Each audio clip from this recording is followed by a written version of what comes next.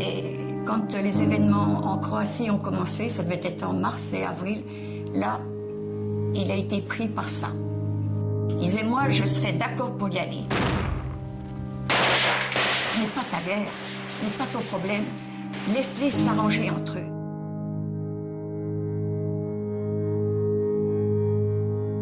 Je me suis portée volontaire pour Vukovar. Je vais partir. Aujourd'hui ou demain, je ne sais pas exactement. Mais je me suis portée volontaire, je m'en vais là-bas.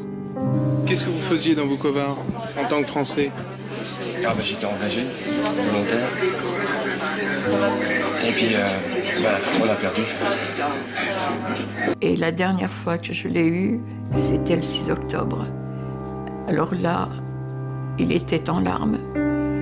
Et il m'a dit, si tu savais ce qu'ils font, ils nous envoient des gaz. Nous n'avons rien pour nous défendre. Il faut absolument que tu demandes de l'aide.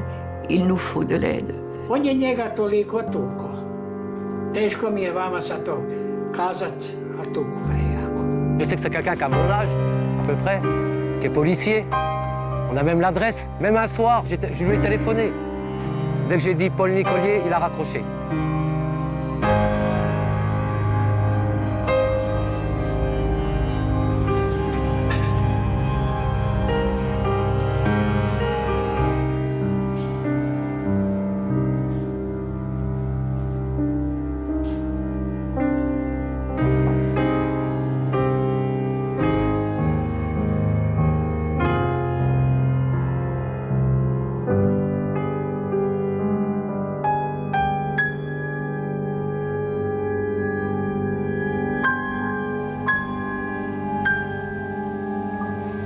To nije bio njegov rat, možda je sve to bio dobar san, tako se zove film o kojem ćemo sada razgovarati. Vjerujem da ne postoji generacija koja nije čula za onog jednog Francuza koji je bio na našoj strani i koji se borio do zadnjeg trenutka, a koji je bome i životom platio to što je odlučio braniti jednu zemlju protiv jedne velesile. Naravno, razgovaramo sada sa Brankom Ištvančićem, našim gostom koji će predstaviti ovaj film, koji je u stvari toliko dobro prošao da ga moramo evo sad ovako najavljivati. Dobrodošli. Hvala vam što ste me pozvali, dobro jutro i pozdrav svim našim gledateljima. Izuzetno je potresna priča jedne majke koja traga za svojim sinom. Vi ju zapravo pratite, ona je glavna protagonistica. Kroz viđenje mame pričate priču o sinu. Tako je. Pa sve je počelo sa jednim mojim prijateljem Antunom Ivankovićem, koji je jedan vrlo veliki aktivist udruge dr. Ante Starčević iz Tovarnika, sa kojim sam radio već prije neke filmove i koji mi je ispričao ovu priču i koji je zaslužan zapravo da se rehabilitira na neki način. Taj slučaj oko Jean-Michel Nicoliera i on je zapravo pokrenuo i postupak posthumnog dodjeljivanja odličja Jeanu koji je primila njegova majka. Antun je pronašao njegovu obitelj u Francuskoj i ta obitelj je danas u Hrvatskoj. Preselili su se ovdje kod nas, zavolili su našu zemlju. A meni je bilo jako drago što sam imao prilike raditi na jednom ovako, rekao bih, vrlo intrigantnom i zahtjevnom i za mene jako važnom dokumentarnom filmu za našu kinematografiju, za našu zemlju, a i za mene osobno kao nekakvog autora. Ta priča je vrlo potresna priča koja je vrlo neobična i potpuno drugačija priča o Domovinskom ratu od mnogih dosadašnjih filmova koje smo mi imali. Jean-Michel Nicolier je bio junak bitke za obranu grada Vukovara. Sam je svojom voljom došao u Hrvatsku, ničim izazvan. Nevjerojatno je sve to kako je zapravo odlučio i na koji način je došao pomoći našoj zemlji u želji da spasi našu zemlju. U onim trenucima kada je naša zemlja bila napadnuta, kada je bila u 90. godinama zapravo sa svih strana na neki način razarana. Ova priča o Jean-Michel Nicolieru, a zapravo je ispričana iz vizure njegove majke, govori o još nečemu, govori o hrabrosti, govori o tome kako zapravo svima onima kojima je to potrebno treba unijeti što više hrabrosti, treba unijeti neku nadu, naravno za pronalazak svih onih koji su nestali, za kojima se još uvijek traga. Gospođa Lilian Fournier mi je bila jedna od najboljih dosadašnjih protagonistica. Ne pamtim da sam u svojem iskustvu imao tako zahvalnu protagonisticu u nekom dokumentarnom filmu. Jedna izuzetna osoba na koju sam jako ponosan. I drago mi je evo što ovaj film na neki način zbližava današnju podijeljenu Hrvatsku. Pokazalo se kad smo film napravili da gdje god smo ga prikazivali puni kinodvorane, iako smo imali naravno i određene probleme, recimo film nije dobio adekvatnu potporu najpozvanije državne institucije koja se zove Hrvatski audiovizualni centar, što sam očekivao kao nekakav afirmirani hrvatski filmski redatelj koji je prije radio već autorske dokumentarce. Ovdje se radi o autorskom dokumentarcu, to upravo zato naglašavam jer su neki mislili da se radi o tendencioznom, o naručenom političkom filmu, međutim ovaj film to nije. Izuzetno mi je drago da ovaj film polako kreće i u svoj nekakav festivalski život. Evo, prvo veliko priznanje filmu je pružila baš Francuska.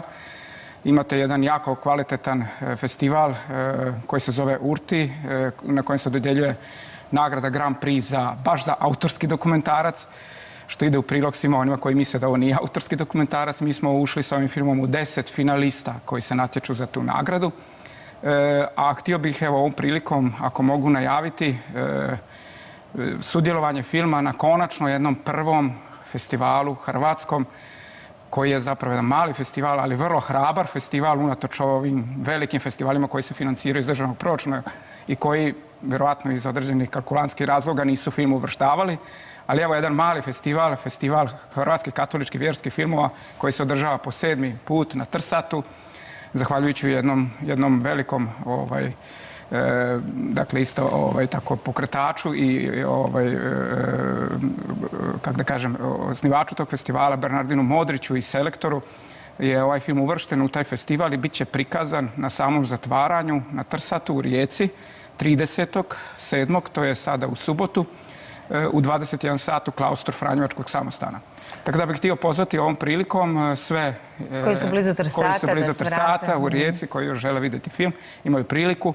Dakle, u subotu navečer 21 sat u klaustru Franjevačkog samostana na Trsatu, ulazi naravno besplatan. Kako je financiran onda film? Znamo da to baš nije jednostavno na ovim prostorima. Vidjeli smo neke stare arhivske snimke, to je vjerojatno trebalo puno vremena za pripremu i istraživanje. Naravno, ovo je bio vrlo zahtjevan dokumentarac, radili smo ga nekoliko godina. Ono što moram istaknuti to je da sam imao jednu vrlo požrtvovanu ekipu koja je sa pijetetom radila ovakvu vrstu filmskog stvaralaštva. Imali smo određenu potporu od strane Ministarstva branitelja, udruga hrvatskih branitelja, dragovoljaca Domovinskog rata, nam je u tome jako puno pomogla. Preko njih smo uspjeli proći na natječaju Ministarstva branitelja koji financira ovakvu vrstu projekata koji promiču vrijednosti Domovinskog rata. Da nije bilo te potpore, teško bi bilo završiti film, ali da smo imali recimo pravu, adekvatnu potporu koja je naravno puno veća od strane Hrvatskog audiovizualnog centra, onda bismo recimo mogli otići snimati određeni dio filma i u Francusku, što je ovog puta izostalo, a to mi je bila velika želja, već smo to i sa obitelji pripremali i tako. Međutim, ipak smo film uspjeli završiti i uz to smo još imali neke manje potpore, a koje su naravno isto vrlo značajne od zaklade Adris, Vukovarsko-srijemske županije i tako, evo, na taj način smo uspjeli film napraviti. Gdje god se film prikazivao, bile su pune dvorane, ljudi su vidljivo dirnuti i izlazili. Hoće li naši gledatelji Hrvatske televizije moći vidjeti ovaj film? Ja se nadam da će i naši gledatelji moći gledati film na televiziji. Radimo na tome da se film prikaže najvjerojatnije za Dan Vukovara u studenom. O tome ćemo naravno još javnost obavijestiti. Ako mogu još samo jednu informaciju, za sve one koji u Zagrebu još žele pogledati film, bit će prikazan 29. kolovoza navečer u 27 sat na ljetnom kinu Gradec. To je gore na Gornjem gradu, pored crkve Svete Katarine. Isto je ulaz slobodan, svi koji dođu dobro su došli. Biće mi drago ako evo još ljudi žele pogledati film. Pa eto, što vam je bliže, Trsat ili Gradec? Dobro ste došli na promociju ovog filma. Hvala vam najljepša na ovom razgovoru. Puno uspjeha naravno cijeloj ekipi filma koja će pratiti i dalje njegovo prikazivanje. Sve je bio dobar san. Priča o onom jednom Francuzu koji je bio na našoj strani, a koje su se u stvari toliko bojali ovi s druge strane da kažu njegovi suborci da su se na njemu i živjeli toliko da uistinu trebate pogledati priču o ovom velikom čovjeku.